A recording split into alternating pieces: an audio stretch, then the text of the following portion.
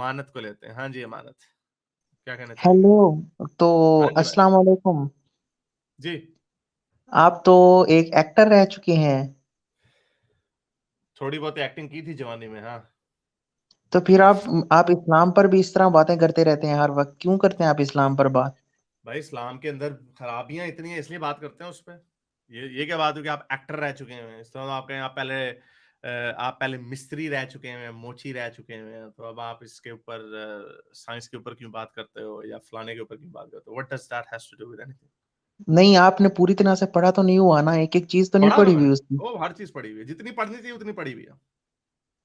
आप तो सिर्फ उन्हीं चीजों को लेते हैं जो आपको गलत लगती हैं, सही चीजों को तो बयान ही नहीं करते आप। सही चीजों उन्हीं की चीजों को जरूरत हर नहीं है वक्त ना। कहते मैं रहते हैं।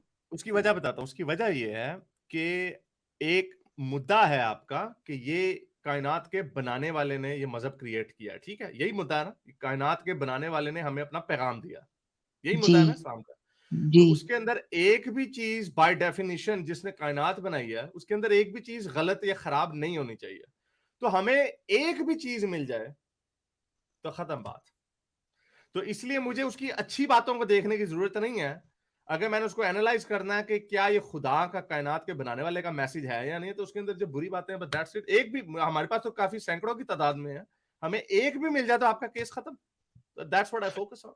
वो तो हदीस में, ज़ईफ हदीसों में है ना, सही नहीं हदीसों नहीं में नहीं, तो ऐसा कुछ नहीं है। सही में भी बड़ी चीजें हैं। हम बेतहाशा बातें कर चुके हैं, सही में भी लिखी हुई है, आपके कुरान के अंदर लिखी हुई है। आप सही हदीसों हदीसों को छोड़े, आप कुरान के अंदर भी लिखी हुई चीजें। ऐसी ऐसी बात नहीं है, आप खुद ही वो कर रहे हैं। कौन सी ऐसी है, कोई मिसाल दे दें मुझे आप। क्या यानी सूरज जमीन के गिर्द घूमता है? नहीं तो ये तो आप खुद इंटरप्रेट कर रहे हैं ना। नहीं, वो तो और सूरज उसके के अंदर मदार की बात हो रही है, जो कि वो सूरज का अपनी कौन सा मिल्की वे मदार? गैलेक्सी के इर्द गिर्द वो घूमता है। मिल्की वे गैलेक्सी के गिर्द गिर्द जो घूमता है उसका दिन और रात से क्या ताल्लुक है? दिन और रात अलहदा कॉन्टेक्स्ट में आ रहे हैं, अब कहीं नहीं, पे उसी भी ऐसा कॉन्टेक्स्ट नहीं में है।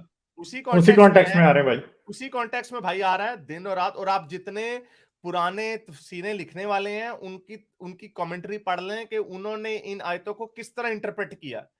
जब अब तक देखिए, साइंस जब तक साइंस ने आपको नहीं बताया कि दिन और रात सूरज के घूमने से नहीं, जमीन के घूमने से होता है, तब तक आपके जितने लोग उन आयतों को पढ़ रहे थे, बड़े बड़े आलिम, वो उनको उसी तरह पढ़ समझ रहे थे जिस तरह मैं आपको बता रहा हूं।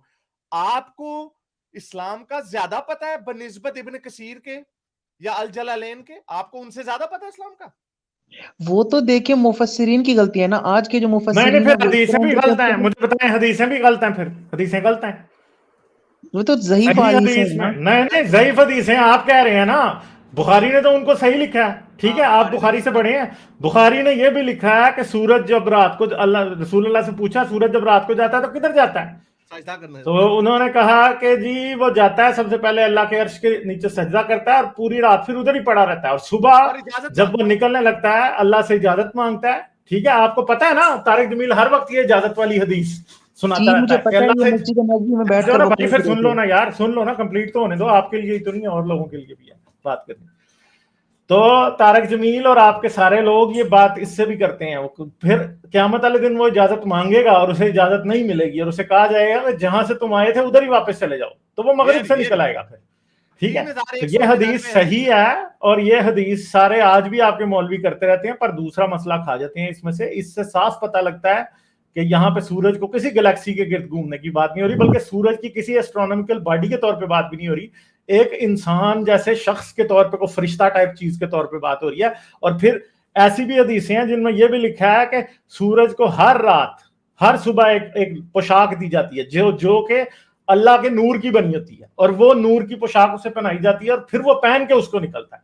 ठीक है, तो आप ये बात कर रहे हैं कि सूरज गैलेक्सी के सेंटर के गिर्द घूमता है, यार ऐसी ऐसी बातें करते हुए आप लोगों को खुद ही शर्म आनी चाहिए कि आप मेरे साइंस ने ये बातें बता दी हैं तो आप लोग कहने लग गए हैं कि ऐसे। ये हदीस मैं पढ़ के बता देता हूँ। हदीस में हम्म 3199 हदीस है ये। इसमें हदीस में साफ साफ लिखा है कि नबी करीम को ऐसे ही, नबी करीम ने छेड़ा, ऐसे उनको भी ऐसी छेड़ हुई। उन्होंने कहा हम्म तुम्हें पता है कि जब सूरज गरूब हुआ तो उनसे पूछा कि तुमको मालूम है ये सूरज कहाँ जाता है? मैंने अर्ज किया कि अल्लाह और उसके रसूल को ही इल्म होगा। पढ़ने का इसको नहीं पता था ना उस वक्त। आप सल्लल्लाहु अलैहि वसल्लम ने फरमाया कि ये जाता है और अर्श के नीचे पहुंचकर पहले सजदा करता है, फिर दोबारा आने की इजाजत चाहता है और उसे इजाजत दी जाती है, और वो दिन भी करीब है जब ये सजदा करेगा तो उसका सजदा कबूल ना होगा और इजाजत चाहेगा कि, लेकिन इजाजत ना मिलेगी, बल्कि इसे कहा जाएगा कि जहां से आया था वहीं वापस चला जा। चनाचा उस दिन वो मगरिब ही से निकलेगा। ओए हो, आपको पता है वीनस में sun sets in the east and rises from the west, क्योंकि वो उसका मदार उल्टा है। Anyway, just a fun fact, मैंने कहा थोड़ी सी साइंस ही उछल दे दूं आपको, जिस तरह हजरत मोहम्मद ने कहा ना किधर जाता है।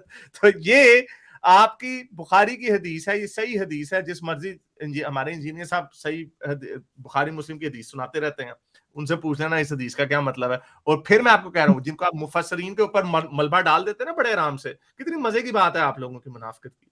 आपको जब कोई चीजें सीखनी होती हैं, आपकी सारी शरीयत की चीजें, आपके 4 school of thought, Shafi'i, Maliki, Hanbali और चौथा जड़ा भी है, उधर से आप उठा के ले आते हैं सारी चीजें अपनी। और जब साइंस ने आपके धज्जियां उड़ा दी हैं, उधर आप कह देते हैं यार उनकी मुफस्सरीन की गलती है। 1400 साल तक लोगों को पता ही नहीं था, साइंस ने आके बताना था, तो ये उछल मारने की क्या जरूरत थी, ये छेड़खानी करने की क्या जरूरत थी कि बोलो किधर जाता है सूरज रात को।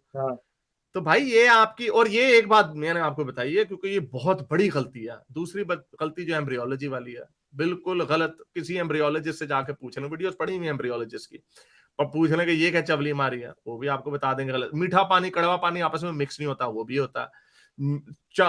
पहाड़ जो ऊपर से मीखाओं की तरह ठोके गए, पहाड़ ऊपर से नहीं आते, नीचे से आते हैं।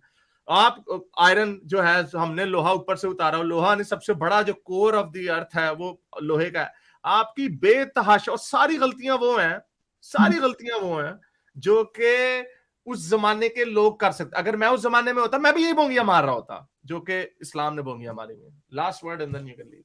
हाँ, तो फिर आप जो लोहा ऊपर से उतरा, वो तो ऊपर से ही उतरा है ना। तो वो जो नीचे से न्यूक्लियर स्टार्स जब वो अपने वो टूटे हैं, जब उनका वो हुआ है, तो तभी से आयरन आया है ना। जब वो ऊपर से फॉल हुआ है अर्थ की सेंटर ऑफ ग्रेविटी की वजह से।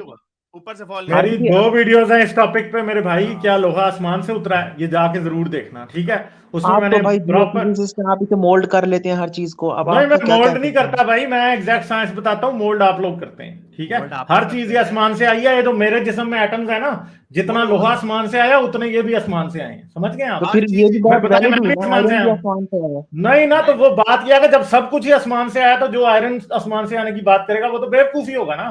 एक बात है कि आज हम चले जाएं इधर से, हैं, मार्स के ऊपर, और हम सैटेलाइटें ले जाएं, इंसान ले जाएं, सब कुछ ले जाएं, हैं, और फिर हम एक बंदे ने एक अंगूठी पहनी और वो कहे ये जमीन से आई है, और ये बहुत बड़ा मौजजा है।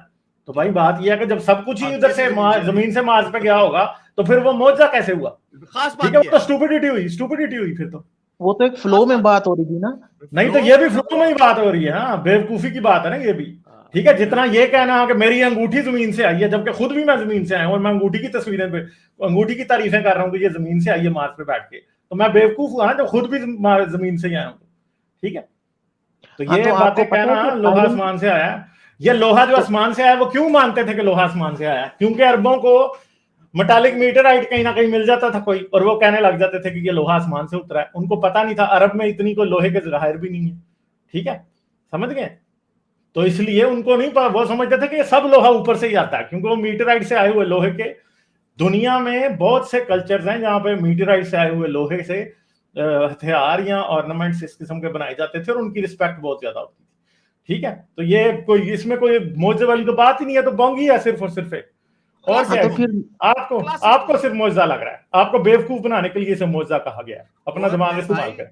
और मेरे भाई अमानत, और आपको भी इस रस्सी को जो थामने की, जो बचपन से हमें, जो क्योंकि हम मुसलमान पैदा होते हैं तो बचपन से हमें रस्सी को थामे रखो, ईमान की रस्सी को थामे रखो, उस वजह से आप भी मजबूर हो रहे हैं कि इस चीज को डिफेंड करें। इसको, अगर ये जो हमने आपके सामने पॉइंट रखे हैं आप और ये आपने एक बार उठा लिए, उसका भी जवाब आपको साफ दे दिया है। मीठा पानी कड़वा पानी आपस में नहीं मिलता। सूरज का जो भी मदार की जो बात की है, ये इतनी जैसे आप एक दफा अपना दिमाग खोलेंगे ना, आप कहेंगे यार इसको डिफेंड करना बड़ा मुश्किल है। ये जो मैं बातें डिफेंड कर रहा हूं ना, तब आपको, जब आप खुल जाएगा ना, आपके दिल से डर निकल जाएगा जहन्नुम का और रसूल अल्लाह की मोहब्बत और इस्लाम की मोहब्बत, जो बचपन की ब्रेन वॉश, जब वो निकल जाएगी ना, तब आप हंसेंगे पीछे मुड़ के देख के। ये कॉल हम अलहदा से डालेंगे, आप देख के हंसेंगे। हमारे पास आए इस तरह के बहुत लोग कि यार याद है आपको, मैंने आपके साथ ये बात की थी तो मुझे तो अब बड़ी शर्मिंदगी होती है। हमने एक दो कॉल, मैंने एक तो कॉलिंग स्टोरी डिलीट भी किए होंगे भाई यार, ये हटा दो, मुझे अब शर्म आती है इसको सुन के। तो चले, बहुत शुक्रिया आने का, आप इसको सोचते मुझे रहिएगा। बात तो कंप्लीट करने दें। चले कर कर लें लें, जी, आप आपने फिर कंप्लीट भी बात मुंडी करें। मार हाँ, तो दी। फिर आप लोहे की, अच्छा सूरज की मदार की बात हुई, वो कहाँ पर वो सजदा करता है, तो फिर जो गैलेक्सी है वो भी तो अल्लाह ताला के अर्श के नीचे ही है ना, सूरज तो अल्लाह ताला के वो तो अर्श के अल्लाह नीचे ही है। का, ये देखा अब आप होंगे आगे, ये देखे ना, ये देखे ना आप, ये छोड़ मैं दें, एक सेकंड गालिब, एक जरा सेकंड, खुद हाँ मजा ले लेने मुझे। आपको भी जो मैंने कहा ना कि आपको वापस सुन के इनको, इन बातों को सुन के आपको बड़ी फिर शर्मिंदगी होगी। यही वजह है कि आपके बचपन की इंडोक्ट्रिनेशन आपको इस तरह की बोंगियां मारने पे मजबूर कर रही है कि वो भी अल्लाह के अर्श के नीचे। हाँ मैंने एक फोटो सेव की थी, मैं आपको बताता हूँ Ghalib, maybe you can even shed more light on that because you are more familiar with ये ठहने, मैं आपको फोटो भेजता हूँ कि ये असल में ये जो अर्श का जो कॉन्सेप्ट है, ये असल में आया कहां से। अर्श का कॉन्सेप्ट जो है ये आया है पुराना और आप जो कह रहे हैं कि बाद में हंसेंगे, मेरे दोस्त हंसते हैं ना, आपकी वजह से बहुत ज्यादा लोग एथियस्ट हो गए, मुझे दिल से तकलीफ होती है। मेरे दोस्त आप दोनों की वजह से हुए हैं, हाँ, तो वो बहुत इसीलिए हुए ज्यादा। मेरे भाई, आप भी, मेरे भाई आप भी आप ऐसे भी हो होंगे, जाएंगे, आप भी होंगे, आप भी हो जाएंगे अगर फिक्र आप ना करें, सोचते आप रहेंगे। समझदार लग रहे हैं आपने मुझे। मेरे हाँ भाई आपने जो अभी बात की ना कि गैलेक्सी भी अल्लाह मियाँ का अर्श की तरह है, वो ये है असल में। अब अल्लाह का अर्श क्या, हमारे पास एक प्रोफेसर साहब आए, प्रोफेसर वो टीचर आए थे, क्या नाम था सर उनका, वो दाढ़ी वाले इंडिया के मुसलमान, वो जिन्होंने कहा अल्लाह का अर्श हैवी वाटर के नीचे है। अलाउद्दीन शेख साहब, ड्यूटेरियम वाले, हाँ अलाउद्दीन, ड्यूटेरियम वाले ये बाबा। अच्छा यार, हाँ ये जो है ना, ये पुराना ये है अल्लाह का कॉस्मोलॉजिकल अर्श मॉडल कहना। है। बादल जो है ना, जो बाइबल है ना, वो भी इसे मानती है, जो कुरान है वो भी इसके इशारे देता है। सब, कोई ऐसी बात नहीं है इसमें कि आप ये समझें। देखें, बाइबल में यूं लिखा हुआ है कि खुदा ने जमीन के ऊपर कुरा रखा, यानी कप उसने रखा। अब ये आपको बिल्कुल कप की तरह नजर आ रहा है, ठीक है, ऊपर जैसे थाली के ऊपर कप नहीं रखा होता। और ये जो है ना, इसे फर्मामेंट कहते हैं। ऊपर जो है, ऊपर आसमान को ठोस माना जाता है। और पुरानी जो मेथोलॉजीज थी उनके मुताबिक ये जो वाटर्स अबव द फर्मामेंट जो है ना, इन्हें वाटर्स ऑफ केओस कहा जाता है। और खुदा का जो तख्त है इन पानियों के ऊपर है, नीचे वाले पानियों के ऊपर नहीं है। और ये जो शियोल है ना, ये बेसिकली दोजख है नीचे, समझ गए।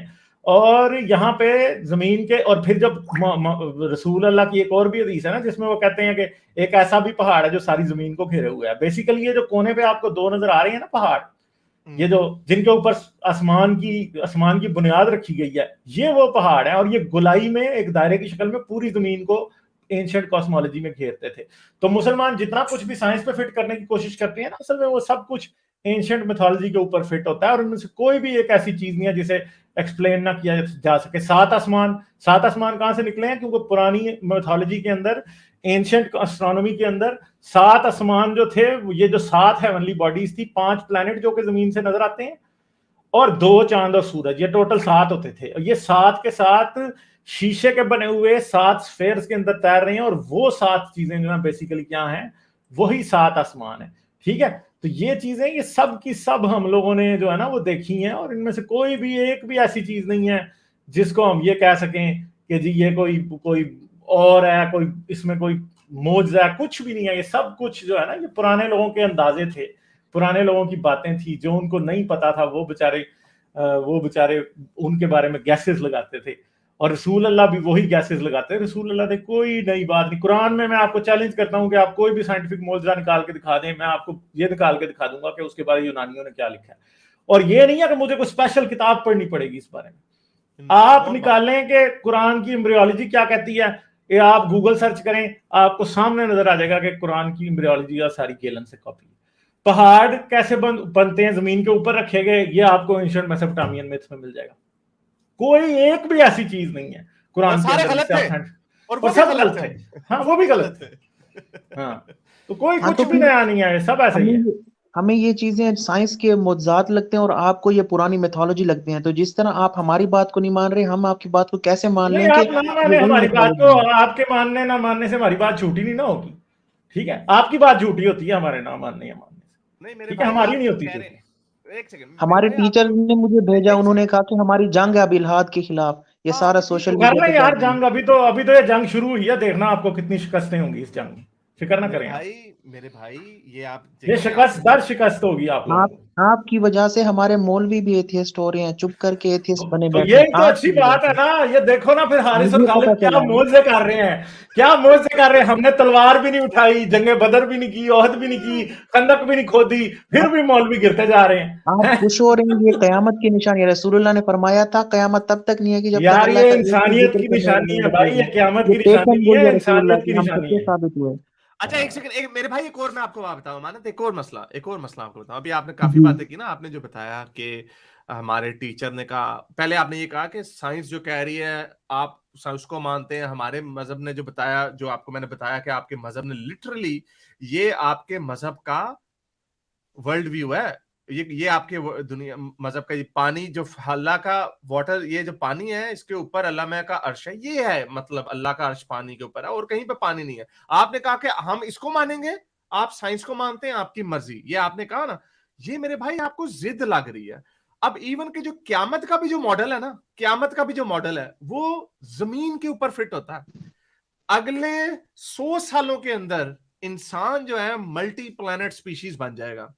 अभी इलॉन मस्क ने आपको या इंटरनेशनल स्पेस एजेंसियों ने आपको मरीख पे ले जाना, और कोई पता नहीं within 100 years we might be able to go to other solar system.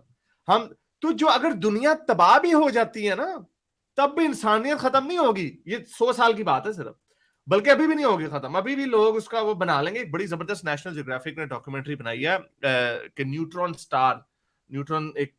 Star होता है, जब उसका जब कोलैप्स हो जाता है, वो बड़ा डेंस स्टार होता है, उसका वॉल्यूम जो होता है वो इतना ज्यादा नहीं होता, वो चांद की जितना उसका वॉल्यूम होता है, और उसकी ग्रेविटी मेरी वीडियो भी आ रही है इस पे इस संडे को, ब्लैक होल्स और न्यूट्रॉन स्टार्स पे। साइंस कहानी पे वीडियो आएगी। साइंस कहानी को सब्सक्राइब कीजिएगा। अमानत एक सेकंड मेरे भाई, आप मेरे छोटे भाई हो, मैं आपसे बड़े आराम से मैं आपको समझाना चाह रहा हूं, क्योंकि आप जिस कश्मकश में हैं मेरे भाई, हम गालिब तो नहीं, मैं गालिब भी अपने मजहब में, मैं उस कश्मकश से गुजर चुका हूं। जब आप साइंस को अपनाते हैं और दुनिया को जब आप घूमना शुरू करते हैं ना, तब आप देखते हैं, आप किसी अफ्रीका के किसी जंगल में चले जाए ना, वहां पे लोग, अभी मुफ्ती तारिक मसूद साहब ने एक वीडियो डाली कि हाँ भी देखो जी, और नीचे लोगों के क्या कमेंट थे आपके जैसे बच्चों के, अल्लाह का शुक्र है हम इसमें पैदा हुए। वो हजारों सालों से उसी निजाम में, उसी खुदाई दीनी निजाम, सोशल निजाम में, समाजी निजाम में पैदा हुए मर गए, पैदा हुए मर गए। उनको कोई फर्क नहीं पड़ा हजरत मोहम्मद कौन थे, नमाजें ऐसे पढ़नी है, हाथ यहाँ पे रखने हैं या नीचे रखने हैं। इससे आप जब दुनिया ट्रैवल करते हैं ना, तब आपका दिमाग एडवांस होता है। अभी आपसे पहले एक वो भाई थे, वो इंडियन थे, वो कह रहे थे वो भी पहले हिंदू होते थे बड़े सख्त किस्म के। जब वो जर्मनी गए, उन्होंने दुनिया देखी, उन्होंने कहा यार हम ऐसे ही अपनी 1.5 इंच की मस्जिद खड़ी करके बैठे हुए हैं, दुनिया तो बड़ी पेचीदा है, दुनिया में तो लोगों को पता ही नहीं, दुनिया में लाखों साल गुजर गए। जब आप सारे कदीमा में से गुजरते हैं ना, जब आप वहां पे देखेंगे ये ईंट आज से 2500 साल पहले एक बंदे ने लगाई थी, और उसकी पिछली 7 पुश्तें और अगली 7 पुश्तें इस्लाम, जुडाइज्म, क्रिश्चियनिटी से हजारों मील दूर थी, और उन्होंने अपनी जिंदगी सही तरीके से गुजार दिया। आपको लगता है वो जो कि जल रहे होंगे, ये बड़ा छोटा सा सिस्टम है, ये निजाम है, ये निजाम है हमारा जो सोलर सिस्टम है, जो कि गैलेक्सीज और सूरज और जुपिटर इन चीजों को सोच ही नहीं सकता है, ये इतना छोटा निजाम है। गालिब भाई जियोफिजिसिस्ट है, मेरा उनसे क्वेश्चन है, क्या गालिब भाई यूनिवर्स एक दिन खत्म नहीं होगी, तो फिर तब क्या करेंगे इंसान, तब तो खत्म होंगे ही ना। अच्छा चलें, आप वो अल्लाह मियां ने थोड़ी करनी है खत्म, वो अल्लाह मियां, वो तो फिर आप दूसरा बिग बैंग करेंगे हमेशा जिंदा रहने के लिए, इंसानियत ने खत्म हो सकता कर लें, ये तो साइंस का क्या पता, साइंस कल को कोई ऐसी बात इजाद ही कर ले कि दूसरा बिग बैंग कर ले, हमें क्या पता, पॉसिबिलिटी भी है। देखें अभी मैं ब्लैक होल पे जो वीडियो बनाई है मैंने, आपको पता है कि ब्लैक होल मरते कैसे हैं? हॉकिंग रेडिएशन को इमिट करते करते कैसे मरते हैं वो? अब सोचें होता क्या एंड पे। हॉकिंग रेडिएशन जब ब्लैक होल इमिट करता है ना, तो वो जितना बड़ा होता है ना उतना स्लो होता है वो। एक जो हमारे पास बड़े ब्लैक होल्स है ना यूनिवर्स में, उन्हें मरने के लिए गूगल ईयर्स लगेंगे। एक गूगल ईयर कितना होता है? एक गूगल कितना होता है? 1 के बाद 100 जीरो हो ना, तो उसे एक गूगल कहते हैं। ठीक है, तो ब्लैक होल्स को मरने में इतना टाइम लगेगा। Aahista Aahista Hawking radiation release कर करके, क्योंकि एंड पे यूनिवर्स में सिर्फ ब्लैक होल जिंदा बचेंगे और कुछ भी नहीं होगा। ठीक है, आखिर पे हॉकिंग रेडिएशन इमिट कर करके जब ब्लैक होल छोटे होने लग जाएंगे, और ब्लैक होल किस साइज पे पहुंचेंगे? एक एक एस्टेरॉइड के, बहुत बड़े एस्टेरॉइड के, जैसे कि एस्टेरॉइड बेल्ट का सबसे बड़ा जो है ना वो सीरीज, उसका नाम मेरे जहन से निकल गया हुआ है, सीरीज या मेरे ख्याल में सीरीज है, उसके साइज में जब पहुंचेगा ना तो वो जो एनर्जी वो मिट कर रहा होगा ना ब्लैक होल, वो हमारे रूम टेम्परेचर के बराबर होगी, 25-26 डिग्री की रेडिएशन वो मिट कर रहा होगा सेंटीग्रेड की। फिर जब वो एक पहाड़ के साइज का, माउंट एवरेस्ट के साइज का पहुंचेगा ना, तो वो जिस तरह सूरज चमकता है ना और इतनी गर्मी देता है उतनी दे रहा होगा, और जब वो उससे भी छोटा होगा तो वो क्या होगा, एक धमाके से वो फट जाएगा, और जब वो धमाके से फटेगा तो बिलियंस और ट्रिलियंस ऑफ न्यूक्लियर बॉम्ब्स की एनर्जी वो रिलीज करेगा।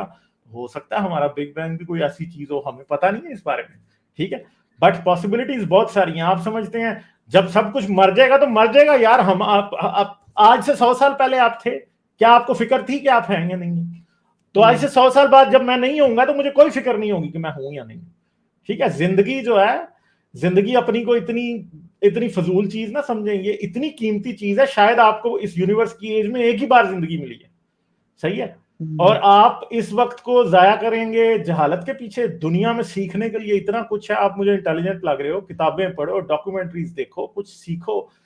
हमें इस यूनिवर्स में अगर राज तलाश करने लगे ना तो कितने हैं हमें पता ही नहीं है। क्या रसूल अल्लाह को या यस्सु को या मूसा को या ज़ोरास्टर को या राम को ये इमेजिन भी कर सकते थे वो कि वो जाके मार्स पे रहेंगे? आपकी इमेजिनेशन उनकी इमेजिनेशन से मिलियन टाइम्स ज्यादा स्ट्रांग हो चुकी है आज। अपनी इंसल्ट ना करें। रिलीजन जो है ना वो इंसानी अकल की इंसल्ट है, रिलीजन बेहुरमती है, ब्लास्फेमी है ये इंसानी अकल। ये मॉडल दिया गया है, ये मॉडल दिया गया है दुनिया का मजहबों ने, और ये इनकंसिस्टेंट है ये। चले आखिरी धचका लगा दिया आपने, आप आखिरी बात कर लें। आपने मुझे धचका लगा दिया है, यही आखिरी चीजें मेरे पास बचती थी। मैं क्या बताऊं, देखें आप परेशान नहीं होना, परेशान नहीं होना, कुछ भी नहीं होगा। आप चंद दिन डाउन फील करोगे, उसके बाद आप खड़े हो जाओगे। जब आप खड़े होगे ना अपनी ताकत से, उसके बाद आपको कोई गिरा नहीं सकता, ये याद रखना, ठीक है ना। तो अपनी ह्यूमन एबिलिटी में, अपनी इंटेलेक्चुअल रैशनल एबिलिटी में यकीन रखें, आप बहुत तरक्की करेंगे, बहुत आगे जाएंगे। आप मुझे और ये आपका फायदा होगा। ये आप जब इंसान होता तो एक इंसान ही है, जब वो जानवरों में घिरा होता है तो वो ताकत से तो नहीं जानवरों को हरा सकता, लेकिन अपनी अकल से जरूर हरा सकता। आप अभी यंग हो, कोई किसी के साथ इस तरह की बहस भी नहीं करना, अपने तगो खुद सोचते नहीं, खुद देखें। गालिब ने आपको बताया आप डॉक्यूमेंट्रियां देखें, क्योंकि विजुअली आपका दिमाग जिस तरह एक्सपैंड होता है। लाइफ के ऊपर देखें, स्पेस की डॉक्यूमेंट्री देखें। साइंस कहानी में अभी शेयर कर रहा था, इसके ऊपर गालिब बड़ी मेहनत कर रहा है। आई एम वेरी एक्साइटेड, क्योंकि इससे बहुत सारे आपके दिमाग खुलेंगे। कार्ल सेगन का मैं अक्सर कॉल बताता रहता हूं कि जब हम मजहबों में देखते हैं, हमारे मजहबों में जो कायनात का जो खाका खींचा गया है बड़ा छोटा सा है। ये कायनात है, जमीन है, सूरज इसके गिर्द घूम रहा है, चांद है और सितारे। ये कुरान में लिखा है, सितारे हमने टिमटिमाने के लिए, उसकी खूबसूरती के लिए लगाए हैं। सितारे खूबसूरती के लिए। आप जो एंड ऑफ द यूनिवर्स की बात कर रहे हैं, वो हमें साइंस ने बताया। क्या आपको किसी कुरान में कहीं पे बताया? कुरान में हालांकि मिल्की वे गैलेक्सी, यूनानियों ने इसका आइडिया दे दिया हुआ था कि हमें कहकशां के अंदर है और कहकशाएं भी हैं। नहीं सॉरी, मेरा नहीं ख्याल उन्होंने और कहकशां नहीं, उन्होंने बस वो इसे मिल्की वे कहते थे। वो भी अपने गॉड से एसोसिएट करते थे। हाँ वो ठीक है। हाँ, कहकशाओं का ये कॉन्सेप्ट किसी आपको मजहब में नहीं मिलेगा, यूनानियों के पास भी नहीं मिलेगा कि कितनी कहकशाएं। ये 20वीं सदी में साइंसदानों ने डिस्कवर किया। ये सारी चीजें जो हैं, कार्ल सेगन का कॉल है कि जब हम देखते हैं इनको तो हमें पता चलता है दुनिया तो, कायनात तो बड़ी बहुत ज्यादा पेचीदा है, वास्ट है।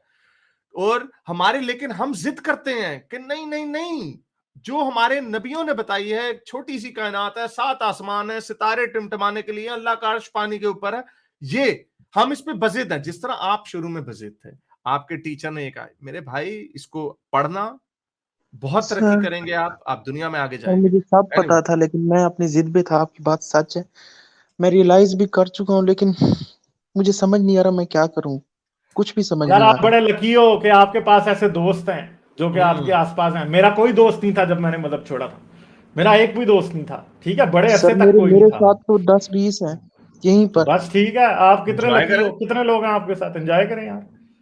आपके पास तो बड़े दोस्त हैं, आपके पास, आपको तो कंधे की जरूरत, आपके लिए तो 10 कंधे खड़े हैं, 10 सर लोग हैं लेकिन जिनसे मैं आप हाथ मिला पाकिस्तान सकते की हो। बात कर रहा हूँ ना, मैं उनके साथ ही बात कर सकूंगा तो फिर कोई और बात तो किसी नहीं की मेरे कोई बात भाई, नहीं, कोई बात नहीं। अभी देखो ना, अभी आप देखें जो आशिक़े रसूल और दीन के इस डॉगमे के पीछे, मैं तो ये फोटो इधर हरकत रखनी है, ये है मॉडल जिंदगी का, दुनिया का। जो लोग इन मॉडलों पे यकीन रखते हैं वो देखें मुल्क को जला रहे हैं।